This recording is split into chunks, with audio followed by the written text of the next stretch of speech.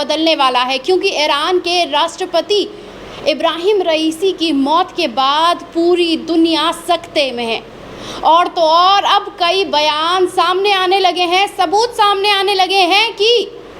Israel और Mossad की ये चाल हो सकती है और इसका साथ अमेरिका ने भी दिया हो सकता है। इसी पर बात करने के लिए हमारे साथ मौजूद हैं पल पल न्यूज़ के एडिटर, जो पल पल की खबर ईरान से जुड़ी आपके सामने रख रहे हैं। उनसे बात करेंगे और हर पहलू पे जानने की कोशिश करेंगे कि अब दुनिया के नक्शे पर जिस तरह से अब बदलाव होने वाला है उसे कैसे देखा और समझा जा सकता है। नदीम भाई, मेरा पहला सवाल आपसे यही है कि पूरी दुनिया शोक में है, हर कोई माग़फ़रत की दुआ कर रही है और इसी के बीच इजराइल और मोसाद का हाथ हो सकता है क्या इस पूरे के पूरे प्रकरण में? खुशबू, जैसे कि ये देखा गया और समझा गया है कि ईरान और इज़राइल के संबंध किस तरीके से थे, पर हमें उस पहलू को समझने की ज़रूरत है जिसमें ये साफ तौर पर बताया जा रहा है और वो शक की सुई जो है इज़राइल के मोसाद के ऊपर आ रही है, जिसमें सबसे पहली कड़ी जो मैंने खुद महसूस की, जहां 3 हेलीकॉप्टर अज़रबैजान से उड़ते हैं और 3 हेलीकॉप्टर में 2 सेफ जगह पर लैंडिंग होते हैं, एक जिसमें खुद ईरान के राष्ट्रपति इब्राहिम रईसी शामिल होते हैं, एक जिसमें फॉरेन मिनिस्टर आमिर अब्दुल्लाहियान शामिल होते हैं और इसी के साथ साथ इसमें अज़रबैजान के एक गवर्नर शामिल हैं, अज़रबैजान के बड़े इमाम शामिल हैं, खुद ईरानी राष्ट्रपति के बॉडीगार्ड जो हैं इसमें शामिल हैं, 9 क्रू मेंबर जो हैं इसमें शामिल थे इस हेलीकॉप्टर में। जिसमें सबसे बड़ा सवाल जो है वो ये खड़ा हुआ कि कल हमने देखा ख़ास तौर पर कि ईरान के राष्ट्रपति के हेलीकॉप्टर क्रैश की खबरें जो हैं वो दुनिया के सामने आई और ख़बर आती है तकरीबन शाम को 7 बजे। वॉर रूम जो इजराइल का है वो तकरीबन सुबह 8 बजे सिर्फ एक हेलीकॉप्टर की इमोजी जो है वो बना करके अपने ऑफिशियल अकाउंट पर डाल देता है, एक संकेत मिलता है और उस दौरान किसी का ध्यान नहीं जाता और फिर शाम होते होते ये खबर आती है कि दुर्घटनाग्रस्त हुआ है, सेफ लैंडिंग भी हो सकती है, कोई खबर की पुष्टि नहीं होती कि ईरानी राष्ट्रपति की मौत हो चुकी है, पर इजरायली मीडिया सबसे पहले खबर चलाता है और बताता है कि दुर्घटना में ईरान के राष्ट्रपति इब्राहिम रईसी की मौत हो गई है। और दूसरी सबसे बड़ी बात कि 3 हेलीकॉप्टर उड़े, उसमें से एक जो है हादसे का शिकार हो जाता है, जिसमें साजिश की बू जो है साफ तौर पर दिखाई दे रही है, क्योंकि इस घटना के बाद मोसाद जो है दुनिया भर में ट्रेंड हो रहा था सोशल मीडिया पर। यह सबसे बड़ा चर्चा का केंद्र है कि एक तरफ ये तमाम खबरें हैं, दूसरी तरफ मोसाद तुरंत ट्रेंड होने लगा, लेकिन इसी के साथ साथ अमेरिका को भी अगर हम देखते हैं तो अमेरिका में भी साजिश की बू आती है, क्योंकि गोदी मीडिया ये कहता हुआ नज़र आ रहा है कि ईरान ने अमेरिका के साथ तनातनी की थी जिसकी वजह से उन्हें अंजाम भुगतना पड़ा। कैसे देखा और समझा जाए? खुशबू, अगर इस बात की जाए कि अमेरिका और ईरान की तनातनी थी, जिसे मैं ख़ास तौर पर इस तरीके से देख रहा हूँ कि नो डाउट कि इसमें अमेरिका इजराइल भी शामिल है और इसमें ख़ास तौर पर अपने भी शामिल हैं, जिसमें सबसे ज़्यादा सुई जो है वो अज़रबैजान के ऊपर ही लटक रही है, क्योंकि जैसे ही ये हेलीकॉप्टर क्रैश की खबर सामने आती है तुरंत जो बाइडेन द्वारा ये फैसला लिया जाता है कि हमारे कोई भी नेता हेलीकॉप्टर की यात्रा जो है वो नहीं करेंगे। दूसरा, अगर इसमें इजराइल इन्वॉल्व है तो इसमें अमेरिका की इन्वॉल्वेशन का कनेक्शन ऐसे मिला कि जिस हेलीकॉप्टर में ईरान के राष्ट्रपति इब्राहिम रईसी चल रहे थे वो हेलीकॉप्टर अमेरिका की कंपनी द्वारा बनाया गया है, जिसके बारे में ये बताया गया कि 15 से ज़्यादा लोग जो हैं इसमें सवार होकर के ले जाए जा सकते हैं, जो कि माल ढोने के लिए भी काम किया जा सकता है, हथियार लाने ले जाने के लिए भी काम में लाया जाता है। और सबसे बड़ी बात जो है, कुछ ही देर पहले अभी जब खबर पर नज़र बनी हुई थी तो तुर्की की जो परिवहन मंत्री हैं उन्होंने साफ तौर पर यह कहा कि हेलीकॉप्टर या कोई भी प्लेन जब रडार पर उड़ता है तो एक सिस्टम होता है जिससे उसके लोकेशन का पता लगाया जा सके, पर तुर्की के परिवहन मंत्री ने कहा कि इस हेलीकॉप्टर का जो कनेक्शन सिस्टम है वो सैटेलाइट वो ऑन ही नहीं थी, जिससे कड़ी मशक्क़त का सामना करना पड़ा 17-18 घंटे का। और अगर जब ये हादसा हुआ तो सबसे बड़ी ताज्जुब की बात खुशबू ये है कि 17 घंटे के बाद हेलीकॉप्टर का पता चलता है और 17 घंटे के बाद ये ऑफिशियली अनाउंसमेंट किया जाता है कि ईरान के राष्ट्रपति नहीं रहे। अगर मानिए कि उस हेलीकॉप्टर का कनेक्शन सिस्टम ऑन रहता तो तुरंत उस जगह पर पहुंच करके कनेक्शन का पता लगाया जा सकता था, लोकेशन पर पहुंच करके उन्हें ढूंढा जा सकता था, हो सकता है कि किसी की जान भी बचाई जा सकती थी। नदीम भाई, इसी के बीच में एक सवाल ये भी उठता है कि जो पायलट था वो पायलट बदला गया। 3 हेलीकॉप्टर एक साथ उड़े, 2 सेफ लैंडिंग करते हैं, लेकिन जिसमें राष्ट्रपति इब्राहिम थे उसी का पायलट बदला गया, उसी के सिग्नल्स गायब हो गए। कि क्या नहीं लगता, क्योंकि इस बात पर भी गौर करना ज़रूरी है कि अज़रबैजान में मोसाद के कई सारी एजेंसीज काम कर रही हैं। खामोशी से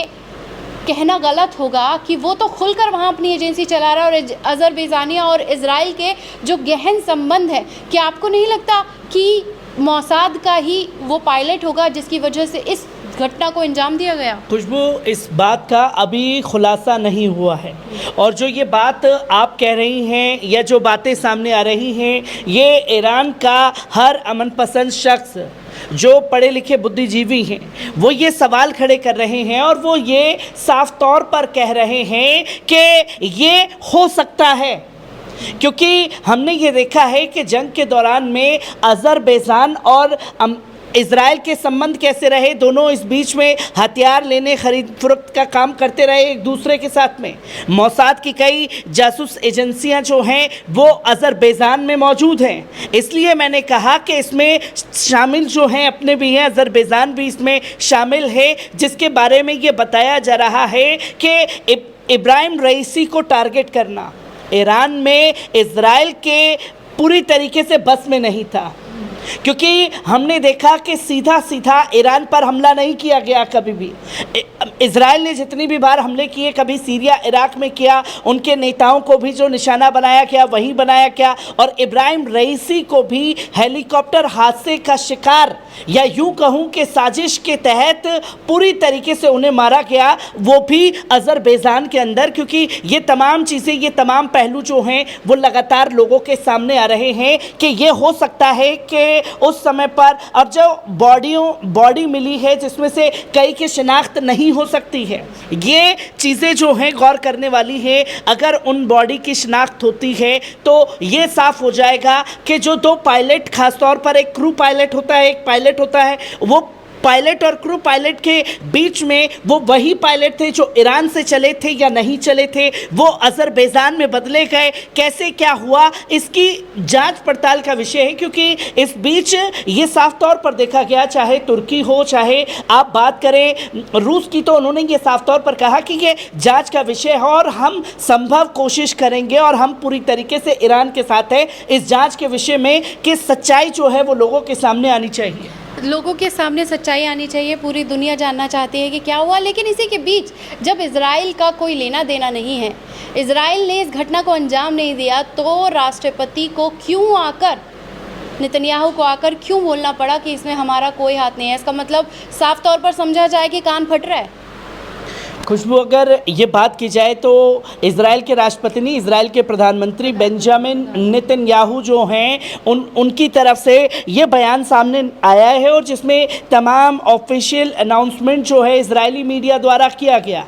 यहाँ हादसा होता है और दूसरी तरफ सबसे पहले वो आकर के बयान देते हैं कि इसमें हमारा इन्वॉल्वेशन नहीं है। क्योंकि अभी तक ईरान के किसी भी नेता ने या ईरान के किसी भी अधिकारी ने या आप कहें या सेना के जवान ने ये नहीं कहा कि इसमें इज़राइल का हाथ है। उन्होंने कहा शक है कि इज़राइल और अमेरिका का हाथ हो सकता है, पर उन्होंने साफ तौर पर ये कहा कि अमेरिका का हाथ हो सकता है, इज़राइल का नाम इसमें लिया नहीं गया। और इज़राइल खुद ही आकर के बढ़ चढ़ करके बोल रहा है कि भैया इसमें मेरा कोई लेना देना नहीं है, जो कुछ भी है हमें इसमें ना घसीटा जाए। क्योंकि जंग के आप 7-8 महीने के दौरान अगर देखें तो सबसे ज़्यादा 56-57 मुस्लिम देशों में 2 ही शख्स सबसे ज़्यादा चर्चा का केंद्र बने हुए थे। एक खुद ईरान के राष्ट्रपति इब्राहिम रईसी दूसरे ईरान के फॉरेन मिनिस्टर हुसैन आमिर अब्दुल रिहान साहब, जो लगातार ये कह रहे थे कि इज़राइल को भारी भुगतान जो है वो करना पड़ेगा, और वो बार बार इब्राहिम रईसी भी कह रहे थे कि हमें छेड़ोगे हम छोड़ेंगे नहीं। आपने हमला छोटा सा किया, उसका पूरी तरीके से पलटवार ईरान के ज़रिए किया गया, और फिर इज़राइल की तरफ से ये देखा गया कि वो पूरी तरीके से सक्षम नहीं है ईरान से भिड़ने में। तो ये साजिश जो है वो रची जा सकती है। जब किसी आधिकारिक तौर पर यह ऐलान नहीं किया गया तो आप कैसे कह सकते हैं कि भाई इसमें हमारा इन्वॉल्वेशन ही नहीं है? ये भी एक शक जो है वो बार बार खड़ा हो रहा है। नदीम भाई, इसी के साथ सबसे बड़ा सवाल ये आता है कि मुस्लिम जो 57 मुस्लिम देश है वो अभी भी निंदा ही कर रहा है। कैसे देखा और समझा जाए? खुशबू, 57 मुस्लिम देश की अगर बात करूं तो निंदा के अलावा वो कुछ कर नहीं सकते, पर हाँ इसमें निंदा से हट कर के कुछ देश, जैसे कि आप बात करें इराक की, आप बात करें सीरिया की, और आप अगर इसमें देखें तो सऊदी अरब का भी कड़ा स्टैंड सामने आया। हालांकि सऊदी ईरान के रिश्ते दुनिया के सामने हैं, पर इस बीच हमने ये देखा कि कई मुस्लिम देश जो हैं वो खुल कर के सामने आए हैं, और ये साफ तौर पर उन्होंने कहा है कि इसमें एक साजिश हो सकती है, और हम ईरान के साथ इसमें पूरी तरीके से शामिल हैं कि ये जांच जो है इस विषय की होनी चाहिए। क्योंकि अभी आप ये देखें कि ईरान गम में डूबा हुआ है, मातम जो है सड़कों पर पसरा हुआ है, क्योंकि जैसे ही दुर्घटना की खबर आती है सलामती के लिए लोग जो हैं हाथ उठा देते हैं उनके लिए कि हमारे जो राष्ट्रपति हैं वो पूरी तरीके से सलामत रहें, जो लोग उसमें शामिल थे वो सलामत रहें। पर जैसे ही ये खबर जो है सामने आती है, और ये खबर डायरेक्ट नहीं दी गई, क्योंकि मैं रात भर खबरों पर बना हुआ था, ये सबसे पहले बताया गया ईरान की मीडिया द्वारा, जिसमें कुछ 7-8 चैनल थे, जिसमें उन्होंने साफ तौर पर कहा कि इन्ना लिल्लाहि व इन्ना इलैहि राजिऊन, और इसके बाद उन्होंने बताया कि इब्राहिम रईसी जो हैं वो हमारे बीच नहीं रहे। इसके बाद भी लोगों को एक शक था कि क्या ये चीज़ें हुई हैं या नहीं हुई हैं। उसके बाद हमने देखा कि इमाम रज़ा दरगाह ईरान की, उसमें जो भावुक अपील आ कर के की गई, उसके बाद एक रुआना और गमगीन माहौल हो गया, और जैसे ही वहाँ से दरगाह से ऐलान हुआ,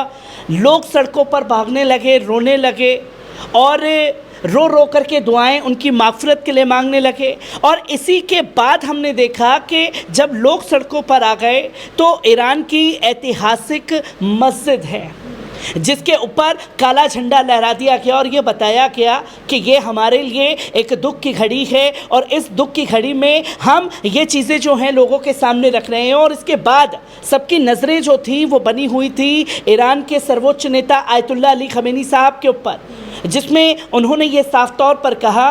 कि इब्राहिम रईसी हमेशा एक बात कहते थे कि एक दिन की गीदड़ की मौत से बेहतर है कि एक दिन की शहादत की मौत को गले लगा लेना। और कई अधिकारियों के मैंने जब स्टेटमेंट सुने, खुशबू, रोना सा आ गया सोच करके कि क्या जिंदा दिल इंसान रहे होंगे इब्राहिम रईसी, जिनके अधिकारी ये बोल रहे हैं कि उन्होंने ये उनका सपना था कि शहादत की मौत अपने गले लगाना, और ये शहीद हैं, ये शहादत है। ये तमाम खबरें जो हैं वो लोगों के सामने आई जब ईरान के सर्वोच्च नेता और ये तमाम घटनाएं हुई, तो उसके बाद में ये डिक्लेयर हो गया कि ईरान के राष्ट्रपति नहीं रहे, जिसकी तमाम तस्वीरें पहले ही सामने आ रही थी। और जैसे ही दुर्घटना की खबर थी उससे पहले ही लोगों ने ये बताना शुरू कर दिया था कि उनकी मौत हो चुकी है, मौत हो चुकी है, इजरायली मीडिया की तंज पर। नदीम भाई, इसी में एक सवाल ये उठता है कि अब आगे हम किस तरीके से देखते हैं, क्योंकि हमने ईरान के वो हमले भी देखे जिसके बाद इज़राइल कहीं ना कहीं पूरी तरीके से घुटनों पर दिखा। घुटने पर इज़राइल एग्जैक्टली है, लेकिन लाशों के दम पर फंडिंग का कारोबार चलता रहे, ये जारी करके रखा है। मेरा सवाल आपसे ये है कि अब आगे ईरान की खामोशी देखने को मिलेगी या फिर इजराइल पर चढ़ाई हो जाएगी? अब ईरान के सर्वोच्च नेता आयतुल्लाह अली ख़मेनी साहब के हाथों में है, क्योंकि अभी कुछ देर पहले जो है ऐलान किया गया और ये बताया गया कि ईरान के राष्ट्रपति, जो नए राष्ट्रपति नियुक्त किए गए हैं, मोहम्मद मुखबिर जिनका नाम है, उन्हें राष्ट्रपति नियुक्त किया गया है। और ये भी ऐलान जो है ईरान के सर्वोच्च नेता आयतुल्लाह अली खमेनी साहब द्वारा किया गया, और उन्होंने इसके साथ ये भी ऐलान किया कि 50 दिन के अंदर ईरान के अंदर दोबारा चुनाव होंगे और जनता जिसे चुनेगी उसी के बाद में फैसला होगा कि कौन राष्ट्रपति बनेगा या नहीं बनेगा। 50 दिन तक ये मानिए कि कोई ऐसी घटना जो है वो ईरान की तरफ से देखने को नहीं मिलेगी, क्योंकि 40वां और तमाम चीज़ों में ही एक गमगीन के माहौल में आप क्या किसी से कोई बदला ले पाएंगे। और इन 50 दिनों में ये पूरी परत खुल जाएगी कि आखिरकार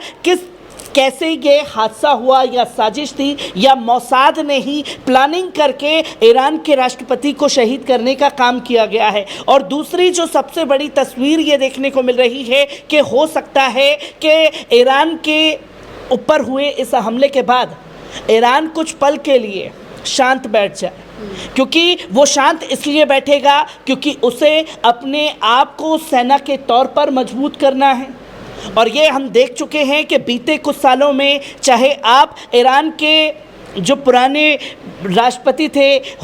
हसन रूहानी साहब, उन्होंने किस तरीके से तमाम चीज़ों को आगे बढ़ाया, उसी के बाद इब्राहिम रईसी भी इसी चीज़ को आगे बढ़ा रहे थे। पर एक एग्रेशन था इब्राहिम रईसी का जो लोगों के दिलों में हमेशा ताज़ा रहेगा कि अगर एक्शन लेना है तो तुरंत लेना है, वरना कोई कदम जो है वो उठाया ना जाए। क्योंकि हमने इस जंग के दौरान ये ख़ास तौर पर देखा कि तमाम चीज़ें सामने आ रही हैं। और मैं अगर इब्राहिम रईसी साहब के बारे में अगर बात करूं तो मुझे एक पल और तमाम सोशल मीडिया पर वो पल जो है वो कैद हो गया जब उन्होंने यूएन के अंदर कुरान शरीफ को लहराया और ये दुनिया को बताया कि ये वो किताब है, दुनिया की सारी किताबों को एक समुद्र में डाल दो, अगर सारी किताबें डूब जाएंगी तो एक ही किताब आखिरी बचेगी, वो होगी कुरान, जिसको आप जला दोगे तो आपको लगता है इस्लाम को मिटा दोगे। ये कतई भी होने वाला नहीं है, क्योंकि लोगों के दिलों में कुरान की आयतें जो हैं वो कैद हैं। कुरान की आयतों को दिलों से कैसे निकालोगे? हमें मिटा दोगे, हमारी आने वाली नस्लें उसे याद करेंगी और उनके सीने में भी कुरान जो है वो कैद मिलेगा। जब इस तरीके के जज्बे के साथ में आप काम करते हैं तो यकीनन सपोर्ट मिलता है अपनी आवाम को, और वो आवाम का सपोर्ट था जिस तरीके से बड़े बड़े फैसले लेते चले गए। और ये आप देखेंगे कि ईरान जो है इसके बाद शांत बैठे, पर सैन्य ताकत के तौर पर अपने आप को मजबूत करेगा। और बीते 2 से 3 साल बाद यकीनन ईरान और इजराइल का युद्ध दुनिया देखेगी, क्योंकि अभी ही 8 महीने से ज़्यादा का समय हो चुका है, अभी कोई बड़ा देश इन्वॉल्व नहीं है।